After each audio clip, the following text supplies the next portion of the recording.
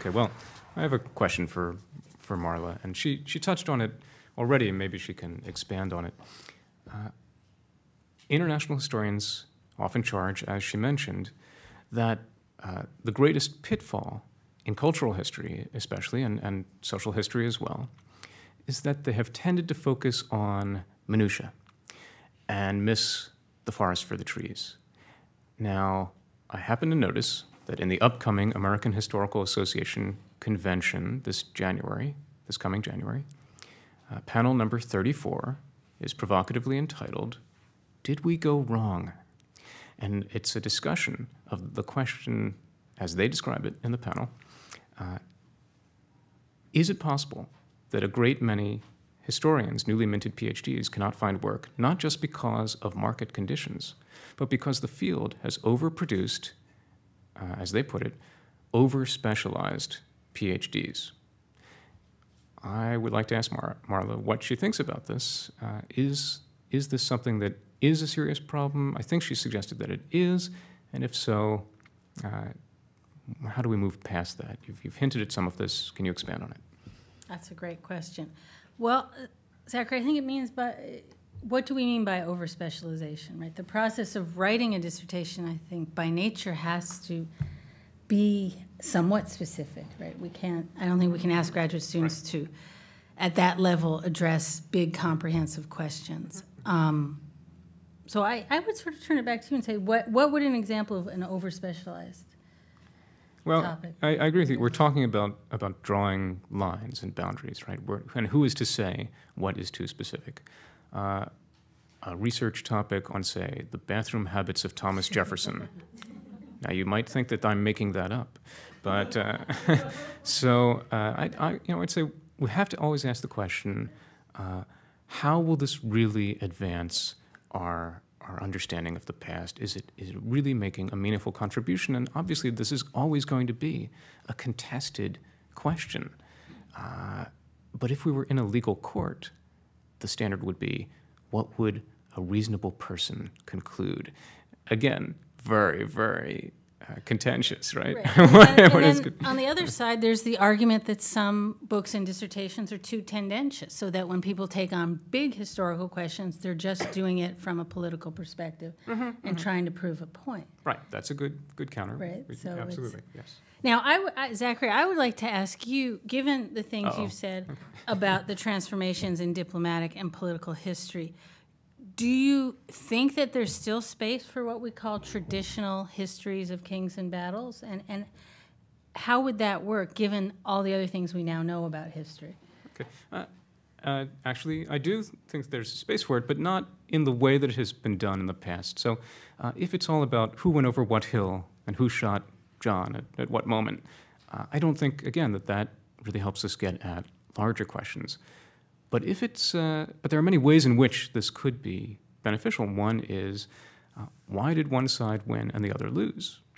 What does that tell us about what was driving one group of people? Can we look into questions of morale, of zeitgeist, of bigger forces that push them, macroeconomic forces that were pushing one side or the other?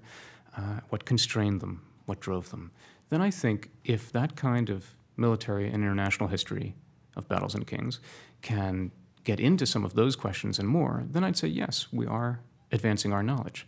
It's the ability to not get mired in the minutiae, but to use the minutiae to expand and link to something larger. As the History Channel and some of my students would prove, there are people who still want the minutiae. And I teach courses on fascism, and it says in the course description, this will be a study of Nazism and fascism, society, culture, and politics. And I inevitably get a student who says, how much time are we going to spend on the Battle of Stalingrad and on, the different kinds of tanks used at the Battle of Stalingrad? So there is a market, right? The History Channel is known in the profession as the Hitler Channel, because it's constantly... Yep. So, I think that brings up a tension between academic history and popular history that I was also talking about. Yeah, agreed. Do we have time to keep discussing among ourselves, or should we turn it over?